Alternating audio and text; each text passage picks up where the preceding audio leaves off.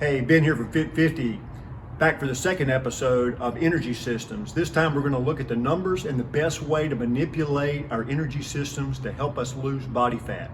Let's get to it. Look at these great looking plates of food. What do you see that predominantly stands out? Carbohydrates. Almost everything we eat is a carbohydrate with some scattered protein included.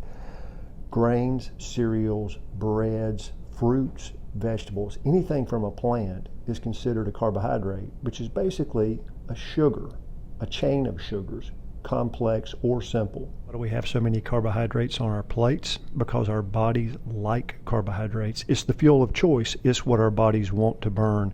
And it's also the easiest food to acquire. It's easier and more economical to gather carbohydrates from the plants and trees around us than it is to go hunting for animal sources of protein. Carbohydrates are economical not only for our pocketbooks, but for our bodies. Our bodies can easily access carbohydrates for immediate energy.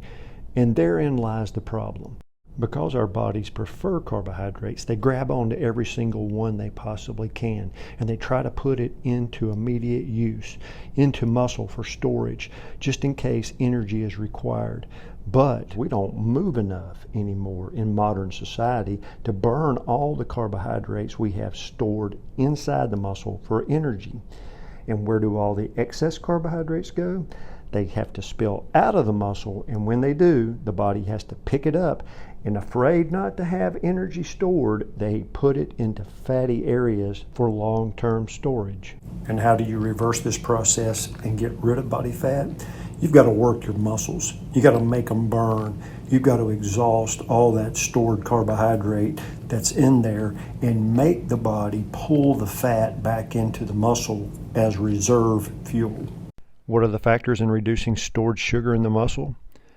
A period of fasting in the post-exercise period to promote utilization and mobilization of fat from the storage area. Reducing complex carbohydrates from the diet, grains, cereals, breads, pasta. And exercise intensity, and that's what we're going to talk about here. Most people don't like the feeling of burning in their muscles and getting out of breath as a result, but both are indicators that sugars are being utilized in the muscle and we're ridding the muscle of excess sugar storage.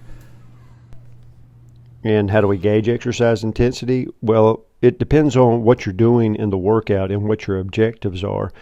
If we talk about resistance training, we can always use ever-increasing load or ever-increasing resistance. But we can also go to momentary muscular exhaustion or muscle failure where you can't move the weight that you're using any longer. However, in the scope of this video, we're not going to talk about resistance training intensity.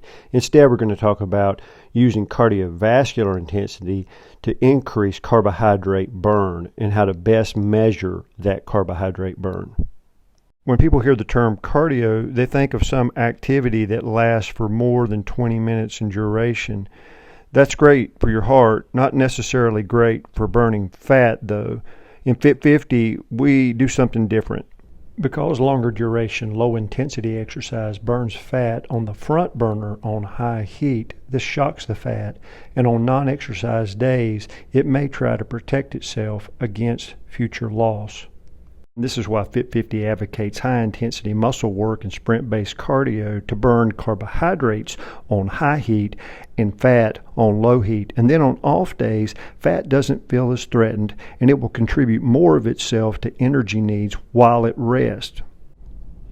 As previously mentioned in this video, and those of you who resistance train know, using percentages of your one repetition max is a great way to increase the intensity of an exercise. There are a variety of ways of approaching exercise intensity using percentages of 1 RM. Very similar to using percentages of one repetition max for resistance training, in cardiovascular training, we can use percentages of your maximum heart rate to gauge intensity. In this example, we're using 70%, 80%, and 90% as training heart rate intensities to establish a training effect. In the previous example, stationary bike sprints were performed at percentages of maximum heart rate to produce a training effect. But you can use any short burst high intensity exercise structured into sets with rest in between to create heart rate training effects. Regardless of which exercise you choose, Fit 50 suggests that you keep the maximum training time for these high intensity exercise rounds under 20 minutes in duration and only perform 2 rounds at 90% of maximum heart rate. Then you can move to the muscle work portion of your workout. Using percentages of maximum loads in resistance training and maximum heart rates in cardiovascular training is an intelligent way of approaching exercise intensity planning. You wouldn't want to go into a resistance training session and always use your maximum weight. It could damage your muscles and reduce recovery of those muscles. The same thing for cardiovascular training. You want to use a percentage of your heart rate rather than using your maximum heart rate all the time so that you don't damage your heart in the process of training. 90% MHR will produce the desired carbohydrate burn and resulting increased respiration required to trigger post-exercise fat consumption. More than 2 rounds of 90% wrist heart muscle strain, and all you need to achieve is the trigger to produce the training effect. And now down to the numbers. How do we know which heart rate percentage is best for burning sugar in the muscle? Well, it depends on the intensity. The higher intensity ranges burn sugar in the muscle. The lower intensity heart rate ranges burn fat. So as you can see from this chart here, we're going to burn sugar if we work toward 90% of maximum heart rate. In order to determine what 90% of your maximum heart rate is, I think it's best to use the Carbonin method of calculation, which takes into consideration your resting heart rate. As you become better and better conditioned, your resting heart rate will fall. Using resting heart rate will help you fine-tune that 90% into a more accurate number. In order to use the Carbonin formula, you take 220 minus your age, minus your resting heart rate, take a percentage of that number, let's say 90%, and then add your resting heart rate back to it. That is your 90% training heart rate that you will try to achieve by the end of the exercise session.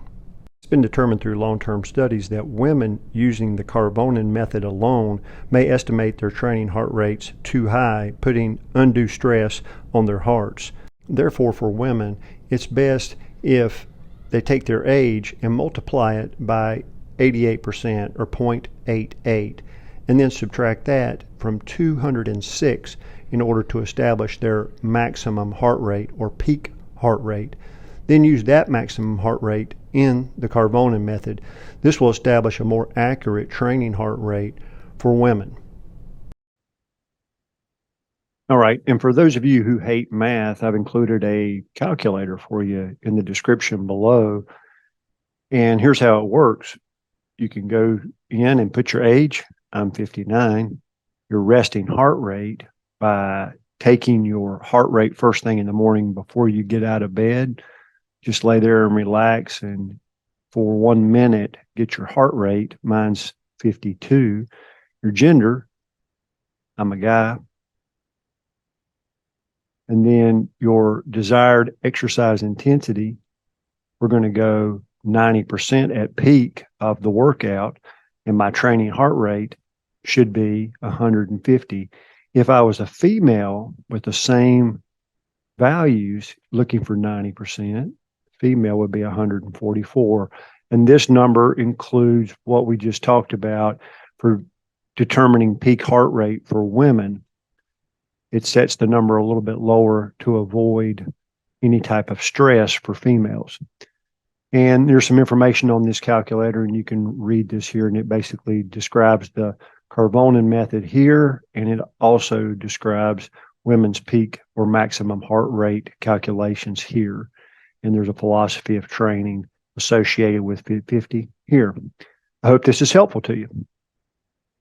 One last consideration I'd like to leave you with, and I'm going to add a detailed description of this concept to the Fit 50 philosophy, which you can find in the description of the channel's introductory video or in the links on the channel's banner. We too often pamper ourselves, which diminishes the effectiveness of our workout efforts. There is a box of discomfort or fight or flight triggers that we should engage in as often as we can to peak our hormone levels. The fourth corner of this box is suffocation, and what I mean by this, although uncomfortable, you need to occasionally be out of breath, which is a fight or flight trigger, for your hormones to peak their efficiency. When you perform high-intensity heart rate activity, you're actually or momentarily depriving yourself of all the oxygen that you would like to have in that moment. So to peak muscle building testosterone, you should consider the application of this box of discomfort, especially high-intensity sprint-based work. All right, that was energy systems. So hopefully you guys now have a better understanding of how to manipulate your energy systems to increase energy output, but also decrease body fat. Remember, if you need an example workout with the Fit 50 program, the example PDFs are linked to the top banner of the YouTube channel. So go to the lower right-hand corner of the banner and there are links to PDF workouts there. Also, you can get the links on the introductory video to the channel in the description on the YouTube channel. All right, hope you guys are staying Fit 50 and we'll see you soon.